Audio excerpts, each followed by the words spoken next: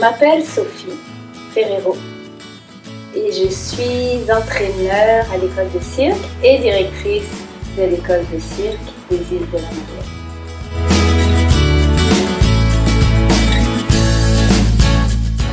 À l'école de cirque, je donne des cours de cirque, évidemment, à différents groupes de jeunes. Donc ça part de jeunes qui sont au primaire, au secondaire, à la formation aux adultes.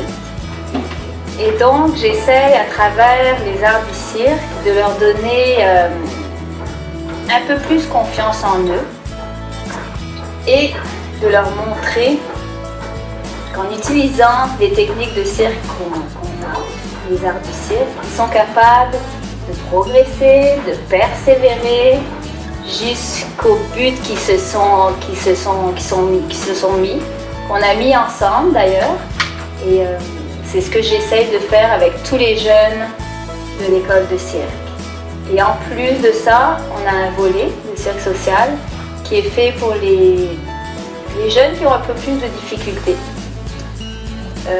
Ça peut être financière, ils ne peuvent pas se payer des cours de cirque, donc on leur en offre gratuitement.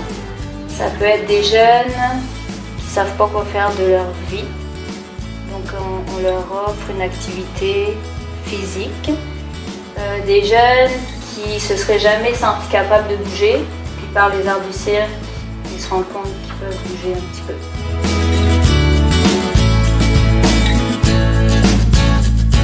D'année en année, je me suis rendu compte à quel point j'ai pu progresser, à quel point j'essayais tout le temps de me rappeler d'où j'étais partie et vers quoi je m'en allais. Et le souvenir positif que je retiens de ça, c'est que même quand j'avais l'impression que c'était difficile, il y avait toujours quelque chose qui faisait que oh, non, j'avance quand même. Je recule un peu, mais j'avançais encore plus haut. Ça, c'est le souvenir le plus positif que j'ai de mes années.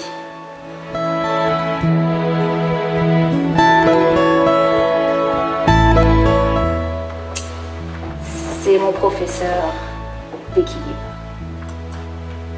À l'école de cirque où j'étais en France, c'est lui qui a fait la différence. Parce que j'étais une élève quand même qui était douée, je dois dire. Par rapport à d'autres, j'avais pas besoin de me forcer énormément. Mais là, un jour, mon prof, là, il est venu me voir puis il m'a dit: c'est quoi tes objectifs? Qu'est-ce que tu veux faire? Donc je lui ai dit que je voulais travailler avec mon numéro d'équilibre. Il m'a dit, ben, si tu veux ça, il va falloir que tu travailles plus, parce que ce que tu vas faire avec ce que tu es en train de travailler, tu vas juste... Oui, tu vas travailler, mais tu ne travailleras pas partout et où tu veux. Donc là, je me suis dit, ouais, ok, qu'est-ce que je veux? Je me suis dit, je veux avoir le choix de choisir où je veux aller travailler. Donc, j'ai mis les bouchées doubles et j'ai travaillé plus fort. Et il m'a encore encouragé plus fort, par exemple, aussi. Parce qu'il a vu que je voulais. Donc, il a cru encore plus en moi. Et quand j'ai vu ça, qu'il croyait en moi, moi, ça m'a donné des forces.